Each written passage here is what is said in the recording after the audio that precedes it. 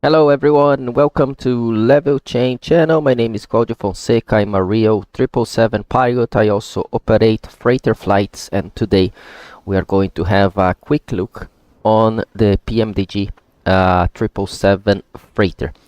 I just installed this airplane and I set it to cold and dark, so we are going to understand a little bit how the Pmdg works, what the settings that we have, and I'm going to do a short flight. We are already on Campinas in São Paulo, runway 15. We are going to do a short flight to Guarulhos, perform an autoland just to check those systems of the airplane, and then later on in around 50 minutes I'm going to start a live broadcast in Portuguese to my fellow Brazilian friends that are looking forward to this airplane as well. Okay, so let's go inside the airplane. What I usually do, I usually use the third FMC to have access to all the Pmdg setup. So I'm going to start through the aircraft and equipment. Pretty much everything that we have here is the same for the 777-300. I just want to check that I have my personal preferences here. So glide scope capture before localizer is denied, auto LNAV and go around is enabled, gross weight entry allowed. I will say no, I don't want to make this mistake. Flight tablet is yes. Chicas, we have this one, we could change to this one, but this is the one that I'm used to in real life, so I keep this 7131-04. Takeoff thrust rates are enabled, climb thrust rates are enabled, climb the rate washout altitude. My company uses 30,000 feet, and during the cruise phase my company also uses climb as thrust limit. Company speed 300 knots is fine. Default acceleration altitude, I'm going to change this to 1000 feet.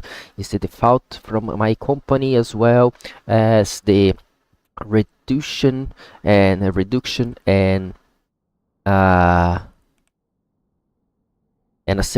So we have the acceleration altitude and the flap retraction as well. Okay, so 1000 for them. Engine out acceleration altitude usually is also 1000, so I changed the three first things here to 1000. Then we do have the integrated standby flight display. ADF, it is installed, and the clock type, I do prefer the digital one. Cabin sign selector is not installed usually nowadays, and APU to pack installed yes. Flight test package no. Satcom antenna, we do have a Satcom. V1 callout yes. Bank angle callout also yes. Approaching minimums is approaching minimums, and minimums is minimums. Altitude callouts yes. We have 2500, and for the 500 is yes instead of smart, and we do have all of them. The only one that we do not have are 60 feet, including 40 feet we do have. 5 feet we also do not have. What else I can change here? Altitude approach RO is yes. Crew alertness monitor also yes. Auto pre-flight uplinks yes. Auto alternate list is usually no. Descent forecast is yes. Auto position report downlink yes. Company cost index 85 is too much. I'm going to change it to 35, even though we can change in every single flight. Alternate ILS requirement, I would say no. And that's it. Later on this place we are going to fly in kilograms, degrees Celsius. What else we have here that we can change? I'm just making a quick look in all the features that we have to make sure we don't have any surprise during the flight. Angle of attack indicator we do not have in my company, so I'm taking this off. And show landing flap is yes. Track up yes. Range arcs yes. Range rings also on. Course lines and grid heading all on. Minimum runway weight 7,000 feet is enough. Show next altitude constraint, yes. And traffic, I prefer the filter one. 2,700 is the standard, and 40 miles is okay. EGT color change inhibit, we do have the 10 minutes option, and everything else is perfect. Doors, we do have arming indication as well. Let me see where it shows something related to here on simulation, yes. And here we see autopilot engagement is on. Show thrust lever position when moving. Show fly-by-wire trim reference speed, no. High idle and flare, also no. Auto throttle manual overriding hold only, yes, that's the one that we want. Failures for now it's off. And display units powered up. I'm going to change it to fast just for this flight today. P pilot not flying calls out 80 knots, yes, and also call outs rotate and positive rate. That's what we need for today. And we have a rudder only, parking brake, realistic. That's what we want to see now. And IRS option, I'm going to make it the fast is okay for this flight as well. I have to remember to change this. Okay, so the airplane is ready for our start. While we have Robinson Parpinelli here, grande comandante, passando para deixar aquele apoio, certeza de uma aula, experiência incrível. Daqui a pouquinho a gente faz a nossa live em português aí também.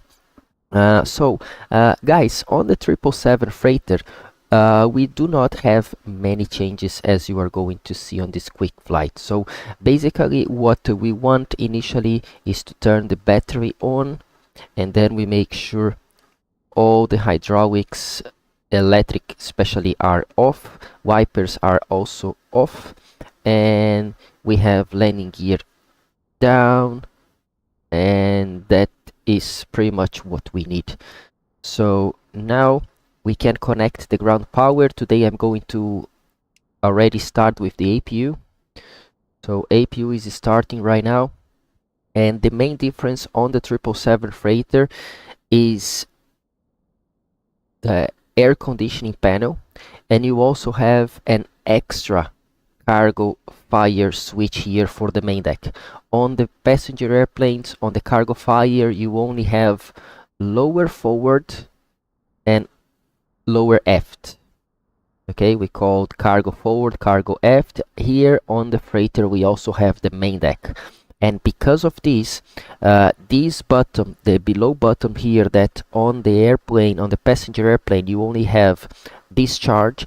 This is a depressurization and or discharge button, because for the lower cargo you still have the discharge, but for the upper button you have the depressurization command, where you actually depressurize the airplane to try to extinguish the fire on the main deck. This is subject for another video. I will do a special video related to it, and I'm going to show you how to do this procedure, including the maneuver that the pilots they have to do. Okay, here we also have lower cargo temperatures now. So this is for the forward cargo, and this is for the aft cargo.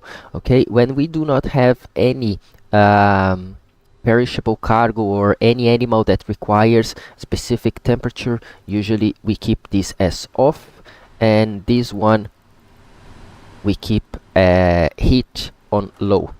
Okay, I will show you why we keep heat on low in a second. And also here for the air conditioning we have the main deck flow to normal or high. Usually if you have a large number of animals, you can change this to high, so you have a higher airflow in the main deck for the animals. Okay, and of course on the passenger airplane you have the flight deck temperature, and then on the right side here only one selector for the passenger temperature, the master passenger temperature. On the freighter you have the temperature for the main deck, on the forward and on the aft part. even though there is no separation in the main deck, you can control the temperature in the forward and in the aft, and they can be completely different. Okay, of course, you will not have 100% isolation, but you can have some perishable cargo in the forward, for example, and some live animal in the back, and you can keep the perishable cargo cool and the animals a little bit warm in the back. It is doable. As you notice, while I was talking, the APU came on, and now I'm going to do the standard preliminary with the AD1 emergency exit lights on. We do make sure everything else is in place here. Yes, it's all fine. Cabin utility was supposed to be on, and window heats, they were supposed to be on as well at this stage. Okay, one more thing that we can do before our exterior inspection is to set the parking brake. So parking brake is set, and then we have a couple of messages here related to the inertial hydraulic system. Flats primary, this was not supposed to be there. I want to make sure on the status I don't have anything different. Yeah, I'm still testing a couple of things as we just powered up the airplane. Most probably this slats primary fail message will go out in a couple of minutes. Everything else seems okay. Okay, while we are doing all these tests, I want to let you know that if you press Ctrl-Shift-0, you are going to be redirected all the way to the main deck cargo door aft control panel. Basically, to the panel that is controlling this door here, the main cargo door. We do have a similar panel. Okay, a similar panel like this on the supernumerary area, so we can go to the supernumerary area together. Okay, as you can see, there is no door on these freighters. We only have a curtain. Let me see if I can open the curtain. Yes, we can open the curtain, and for some reason is not showing the supernumerary area the way it was supposed to be. Okay, so I cannot really see the supernumerary area here.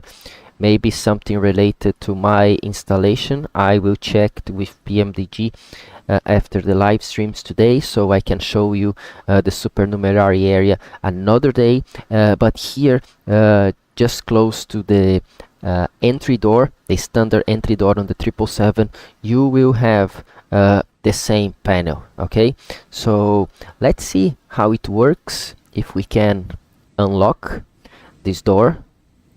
So we keep it pushing up.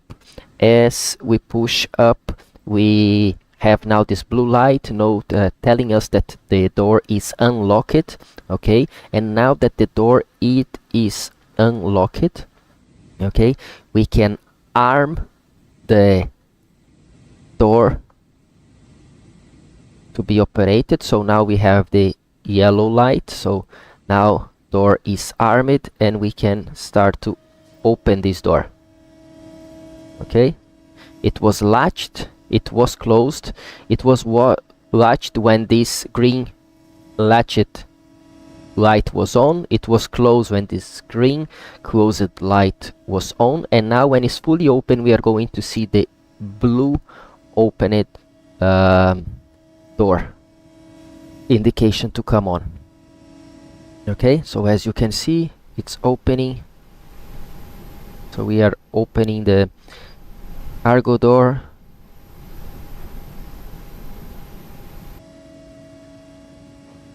So we keep it like this all the way. You can see still opening. I'm not going to use GSX today. So now that it's fully open, we have the blue light opened, indicating that this door is fully open. To close it, okay, notice we cannot just close, it doesn't work. Okay, so first you have to arm the system and then when it says arm, you can start closing the door. And once the door is completely closed, it will keep pushing this button to completely latched, and when it's latched, you can then lock the door, and then you're going to see the locked light here as well. Mauri Rodrigues, obrigado pela presença. Daqui a pouquinho a gente vai ter a live aí em português, tá, Mauri? Fernando Santini, salve meu querido, já brincando com esse cargueiro, top demais, boa live, acompanhando aqui do pedacinho mais ao sul do Brasil. Show, Fernandão, daqui a pouco a gente vai fazer uma live em português também, só para mostrar pra galera da gringa aí também um pouco. So now the door is closed, still closing, now it's fully latched, and now that it's fully latched and closed, we can lock. And you are going to see that it's not unlocked, it's locking, and now it's completely locked. So we do have the door closed, latched, and locked, okay, ready for our flight. So I will go back to our you see, something was wrong, because now I could see a couple of things. Yeah, I don't know why, but now the supernumerary area is working. Okay, let me show you the supernumerary area. On this airplane here, they decided to do this configuration with 4 business class seats. We can have 4 business class seats. Some companies we have 9 economy class seats, a couple of storage here, some emergency equipment. Also we have 2 how we call it, 2 cabin crew seats here. Okay, so 2 jump seats on this side, and also we have here emergency equipment, and all of this here on this wall close to the cockpit we do have our supplements. Okay, so here we are going to see we are going to have our meals, our coffee, our drinks, everything here. This is an oven to heat the meals, and this is a coffee maker. Okay, we also have our crew rest area.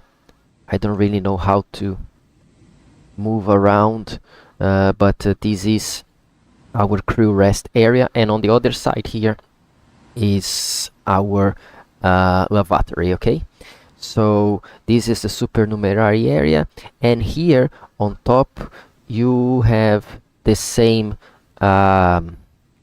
control for the main deck cargo door. Okay, what we have in real life and is not working because of some limitation with the 2024 is the main deck door video. So if you turn this on, you're going to see an external camera showing this door here, and you are going to operate this door the same way as we did with the previous panel that is also on the main deck cargo. Okay, so as we can see, the door is closed, latched, and locked. Okay, here you also have the cabin temperature selector here for this supernumerary area.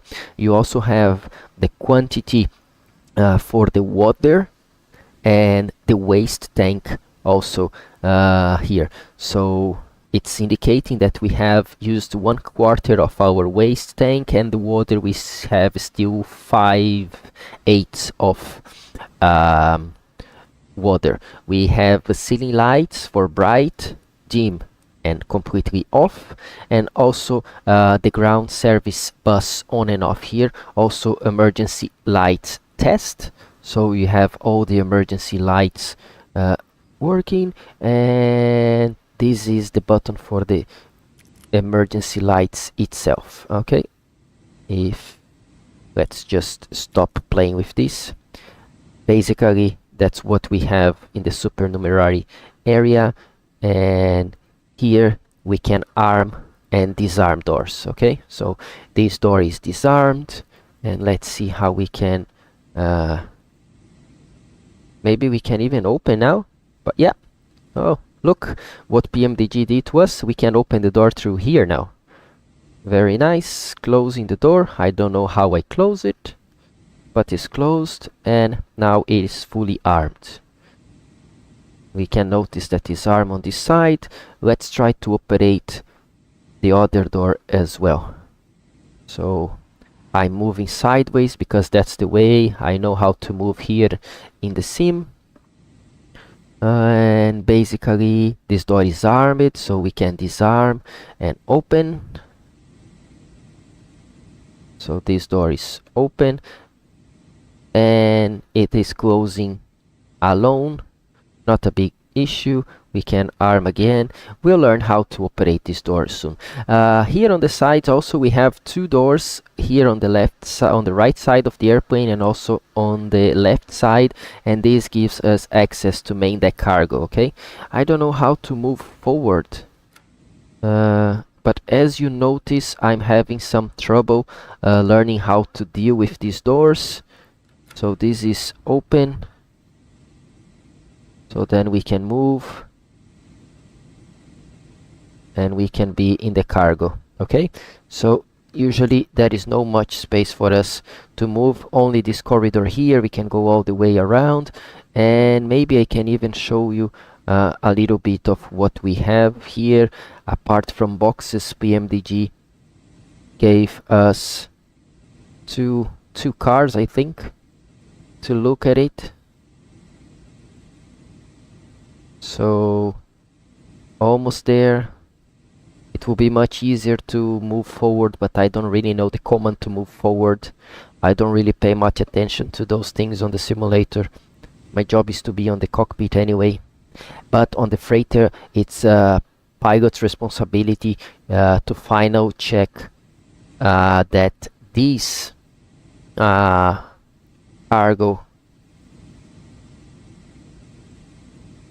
all the cargo in this main deck compartment is secure as it is supposed to be. Okay, I'm not giving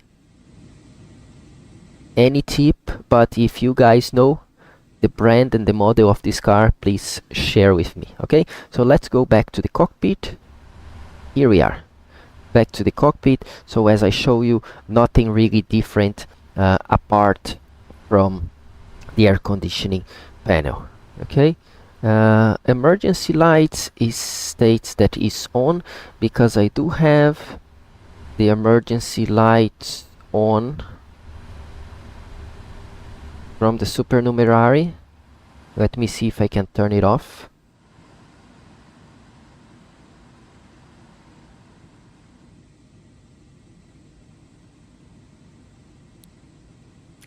Yeah, now I just turn it off. So if I go inside again, I will see that the emergency lights, they are not on anymore. Perfect. So standard FMC, nothing change here in the FMC. It say that I am out of data. Let's see if it works, our Pmdg navigation data update.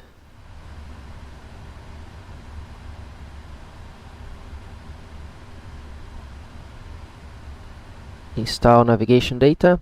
Let's see if it works, just in case. Helbert Gomes, salve, assistindo direto do Canadá, show demais a explicação, obrigado. Reinaldo Silva, boa tarde a todos, agora o mestre está em casa. Já saiu a versão de carga do 777. Fernando, esse é um acesso antecipado que a Pmdg me deu para que eu pudesse mostrar aqui para vocês, onde eu acho a versão cargueira. Daqui a alguns dias vai estar disponível. Adailto, I did not know the crew check the cargo. Yeah, Matthias, we do check the main deck, okay? At least in my company is a requirement that the PIC usually goes and do a complete walk around the cargo to make sure that all the latches are in place, especially if there are empty spaces or some special cargo. Like today we have 2 cars, one of the pilot will go there and to make sure that everything is in place. I think this is happening after the 747 that crashed in Dubai a couple of years ago, when one military tank moved and at the end the airplane stalled and they crashed. So to make sure nothing is moved, on the main deck cargo, this is one of the biggest problems on the cargo airplanes, to have a main deck cargo shift. So that's why at least my company requires us to do this check. Of course, it can be also dangerous in the lower cargo compartment, but at least in the lower cargo compartment, the difference will not be that huge as in the main deck, when the cargo can move completely from the front all the way to the back if it's not completely secured. Of course, when the flight is fully loaded and there are no open positions on the main deck cargo, this is not a big issue, but our company still requires us to go there. So I'm just checking the nav data, because when I open the nav data by Navigraph, the 777 freighter was not there, and I thought that would be only one navigation data for the 777. However, as this is the first time that I'm opening the airplane, maybe the Navigraph application did not have the 777 freighter data there. But even though this is not a big deal, let's see if it works. If it doesn't work, it's not a big problem. I just want to see on the configuration. Yeah, I do have everything here, so it is supposed to be working. So still downloading. Let's see if something changes here.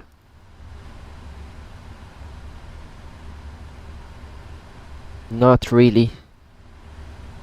I do prefer to use the Navigraph application, but of course then you do have to close your sim and open again, and I'm not going to do it that way.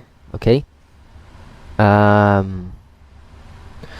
You have some old files hanging around that made the Navigraph update out. Best to do it via the Navigraph hub. Yeah, that's what I was thinking about. Thank you. I will have support contact you open how to fix that. Perfect. Yeah, but not a big deal. I think it's also because I just opened the airplane and the Navigraph hub was not able to detect the freighter, or even if it detected the freighter and is the same EFB, I think the data needs to be downloaded again somehow. Not a big deal. Let's go to our FMC and we can enter Sierra Bravo Kilo Papa as our reference airport. This is the GPS coordinate, the most accurate that we do have, and we are going to do a short flight from Campinas to Guarulhos. I don't really care much about the flight because I'm going to depart from runway 15 on the Omni departure, and I'm going to arrive in São Paulo on the ILS. Where is ILS? Yankee 10 right through Lome. As simple as that. This is our flight. By the way, I'm going to use FS actions here to set a random payload. So good zero fuel weight, 222.5, and fuel, usually 15,000 feet is more than enough for this flight. I'm going to carry 20,000 just in case, and we do have everything set. I'm going to even remove the shock so we can start moving this airplane really soon. So now in route performance, let's take a flight number here, as we have Qatari Libers KTR 1986, my year of birth, so 1986. We can do a route copy to the second page and go performance initialization. So for reserves, I'm going to set 4.5. Not really a big deal for this flight, and I'm going to climb to 8,000 feet. Cost index, we go fast today, we go with 200. Then I'm going to use full thrust today just to see how this airplane behaves. Flaps 5 with the current CG, and our speeds is 42, 49 and 58. So 58.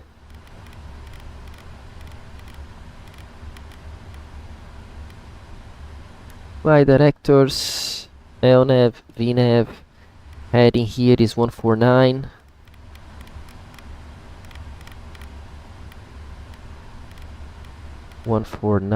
And we are climbing to 8,000. VOR, VOR, VOR, VOR 1013, and the current QNH is also 1013. Very nice. So for the checklist, we have pre-flight oxygen tested 100%, flight instruments heading 149, heading 149 and altimeter 1013. Pre-flight checklist is complete. Traffic here and airports, auto brake RTO, these two FMC legs, and I think we have all complete. So as we do have it all complete, I'm going to do the before start flow with seat belts to on, right electrical pump to auto. When the light is off, the rest of the pumps can go on and auto. Fuel pumps on, beacon on, recall, checklist incomplete still. We still have checklist incomplete. MCP V2 heading 158. V2 158 heading 149 and altitude 8,000 feet. Takeoff speeds V1 142, VR 149, V2 158. CDO pre-flight completed. Trim. We do need 4.0. Oops, let I make sure that we do have 4.0 here on my joystick. Yep, it is 4.0. 0 and 0. Taxi and takeoff briefing is complete. The next normal is before taxi. We are going to start these engines first. So, ready to start, right to start, and fuel control switch to run. And we do need to see the engine here. So while right engine is starting, let me see what else we have here. Depois de muito pesquisar, o carro branco é um Aston Martin D85, so the white car is an Aston Martin D85. And how about the red one? Quem sabe o vermelho também? Nice channel to train English and learn about the 777, say Genesis Carvalho. Thank you so much. I do appreciate all you guys here today and all your support during the last 5 years of this channel. So, what else can we think about it now?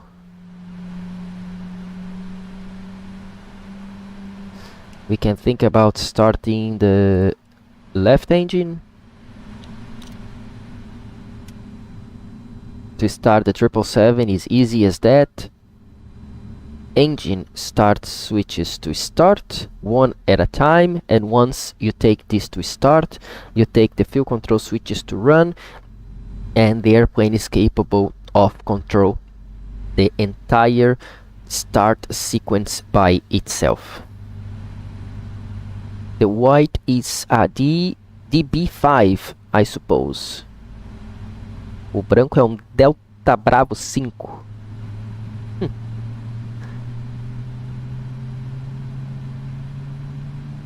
If you say so. I have no idea about it. But I'm pretty sure I'm going to test the main deck fire suppression system really soon. Okay, now that the engines are stable at idle, we are going to select flaps 5, and then we can take the APU off, check the flight controls, make a recall. Why the hydraulic pressure demand center 2 is not working? Let's see hydraulic status here, 95, 95 and 1.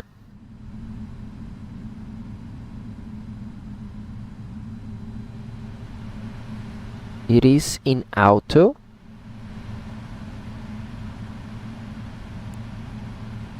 So this message was not supposed to be here. Hydraulic pressure demand center 2. So if we go to hydraulic, this is demand center 2. It is in the auto position. Let me just turn it on to make sure. Yeah, the message is gone, but it is supposed to be in auto at this time. Okay, we fix it apparently. Okay, so checklist, before taxi checklist. Anti-ice is auto. Recall is checked. Flight controls checked. Ground equipment clear. Before taxi checklist complete. We can also do the before takeoff checklist. Before takeoff checklist complete. Recall. And everything is ready to roll. Guys, I'm doing this quite fast, but this is also good for you to know that you can plan and take your 777 out of the ground in a matter of seconds, ok? Peterson, obrigado. Daqui a pouquinho tem live em português. Até mais. The red one is a Ferrari 125. Guys, you know, I have no clue about it. So, here we are. I think I'm ready to move this airplane. And we go to São Paulo, Guarulhos to test an autoland there. Okay, on the second live stream, in the Portuguese one, I'm going to fly it, but not for now. Just to test if the airplane is working. So parking brake is released. 55% N1. When it is stable. Yeah. Thrust ref, takeoff. A little bit of forward pressure on the yoke. Keep the runway center aligned with the rudders. At 80 knots, no more forward pressure, neutral on your yoke.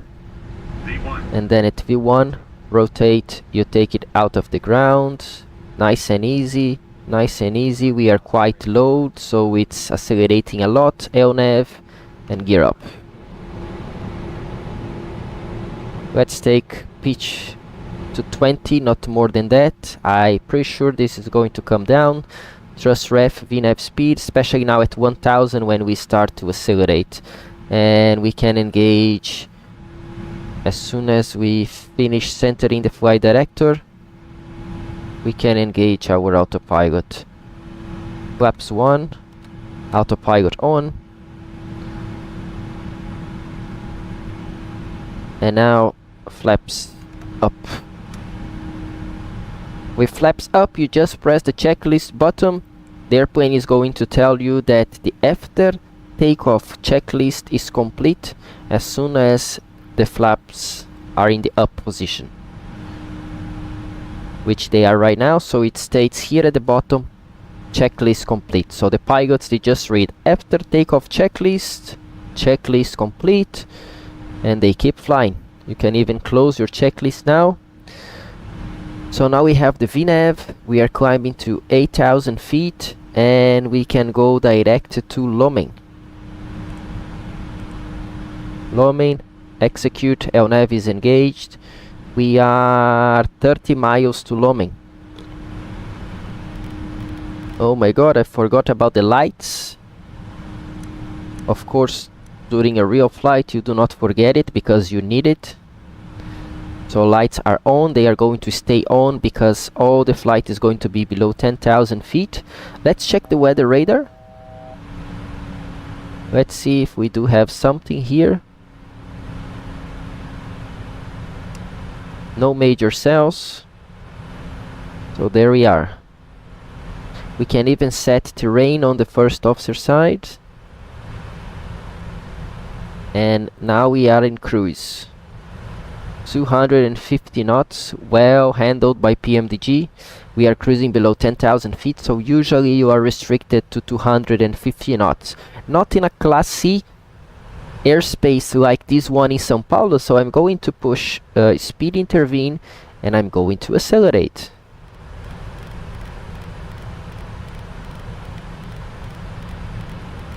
$320. And this is the Alpha 7 Bravo Foxtrot India Qatar Airways cargo livery.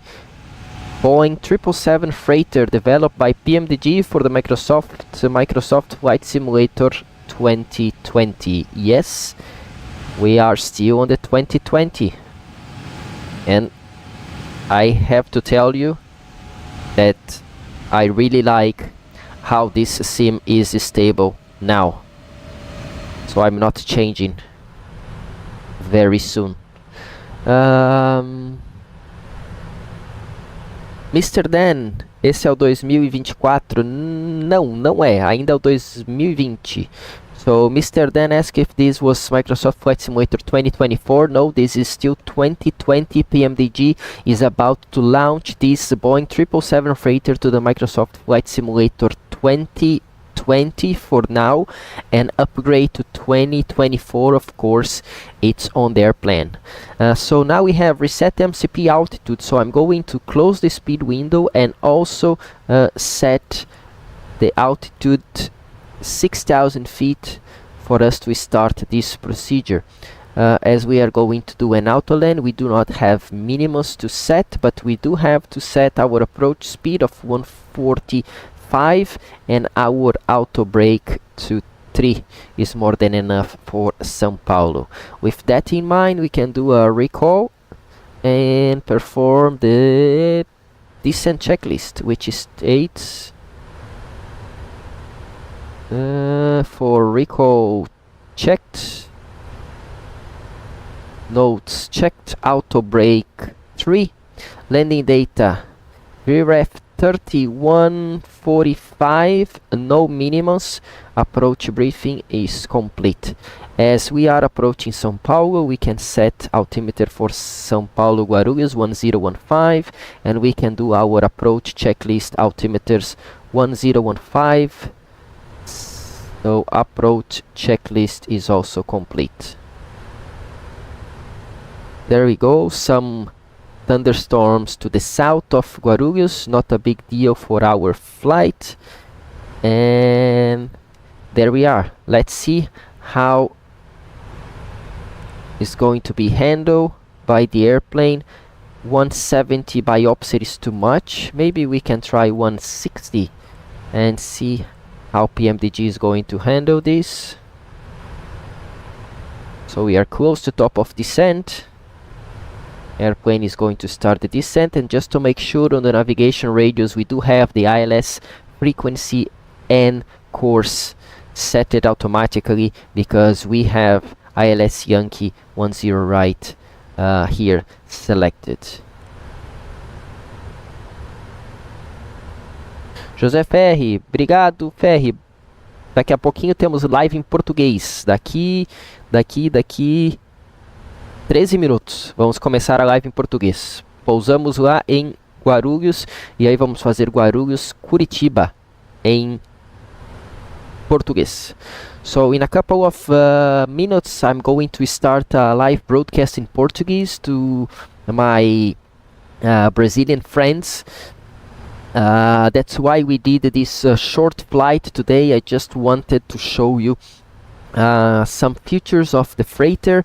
The main difference, one more time, is the air conditioning panel, and also you have an extra button on the cargo fire panel. All the rest is the same as the 300. So if you know how to fly the 777-300 and you want to fly the freighter, just jump into it and do the standard stuff you were doing.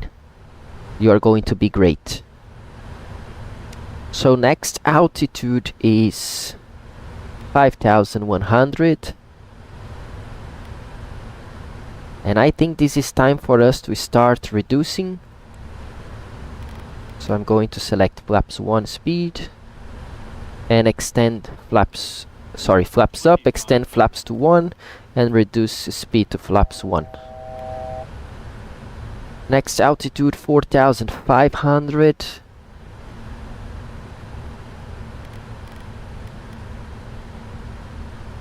Now we can extend flaps 5 and reduce the speed to flaps 5. Note I'm not helping with the speed brake. LNAV and VNAV are managing all of this perfectly. I just started the speed reduction when I wanted. This is the future on the 777. You have to do it actually on the 777, and this is the way you do. So we have India Golf Hotel 095 identified. We can arm the approach mode. And yep, the airplane is behaving the way it was supposed to be. So another superb job by Pmdg. Positive Games, hello dear. I am fine. I am fine. Positive Games. In a few minutes we are going to see a Portuguese version of this in the channel. So localizer and glide slope both together. Airplane turning to the final. So amazing job by the airplane, by Pmdg.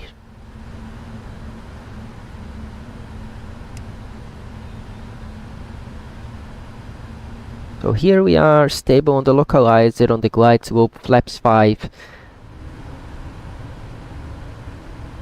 2 miles to observe, so at this stage is good enough. Oh, by the way, we have glide slope capture, so we can set missed approach altitude of 6,000 feet.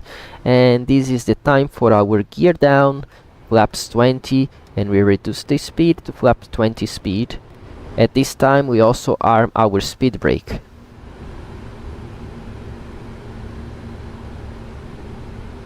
Remember, this is going to be an autoland. On the 777 you do not have to do anything else. No second autopilot to arm like on the 737, no nothing, just keep the airplane flying. Now we are crossing the final approach fix at 4,100. The runway is ahead of us. And now it's just time for flaps 30, and we can reduce our speed to VREF plus 5, which today is 150, and then landing checklist. We are just going to wait for the landing gear to come down, and once the flaps to come down to 30, and once the flaps are at 30, you have your landing checklist complete. You just close the checklist, and this is how it looks like. So right now we have our 777 on final approach, runway 10 right in São Paulo. We are going to cross 1,000 feet. We are stable on this approach, so we continue with this approach. The airplane is going to land automatically. I'm just going to use reverses to help the airplane to brake, actually to help the airplane not to hit the brakes itself, because the auto brake in position 3 is what is going to stop our airplane today. When you start the Portuguese version, I changed my language to perfect. Perfect. That's the way it was supposed to be. Positive Games. Amazing. Our plane lost the glide slope a little bit. This is completely normal. It's recovering, so now it's going to pitch down again. As you can see, rollout is armed, flare is armed. We have land 3 capability right now. I'm just waiting to select full reverses. Glide slope fluctuating a little bit. Yeah, please go down. Go down, go down, yep. 50. Flare, yep. 30. Idle. 10. Roll out. Full reverse. So rollout is maintaining the airplane on the center line.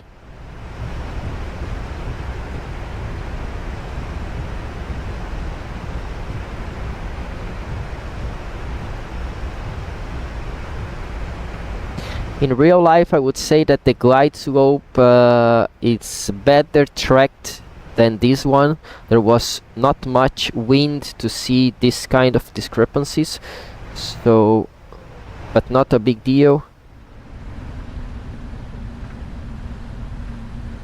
Airplane is almost stopped, so we can retract our speed brake and then the auto brake goes off. Autopilot disconnected. And that's it.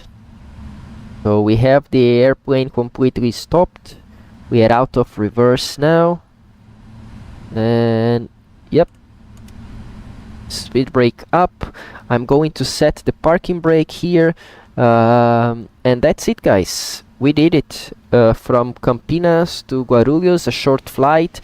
This is the cargo airplane. I'm going to bring you more details about the cargo operation on next live streams and next video. One more time, especially the procedure related to the main deck cargo, the pressurization system that is designed to help to extinguish the fire in the main deck if you have this kind of failure. Okay, so that's it. Thank you so much, guys, for being here. This was my first impression, my first video with the Pmdg 777 freighter. It behaves exactly like the his partner, the 777-300. Of course, is a shorter version. By the way, let me check what kind of engines we do have here on this airplane, just to make it sure. Yeah, we have 110,000 pounds of thrust. The airplane that I do fly in real world, we use the same engines as the 300. So we have the GE 9115 Bravo Lima. So we have 115,000 pounds of thrust. This is not a big issue because actually this is the most common version for the 777 freighter. And of course, you do have here a performance tool that is going to calculate your takeoff and landings based on the current airplane that you have. Okay, so guys, one more time, thank you so much, and in less than 5 minutes we are going to start another live broadcast, this time in Portuguese. I see you soon with more videos also in English here on Level Change channel. Have a good day, everybody. Bye bye.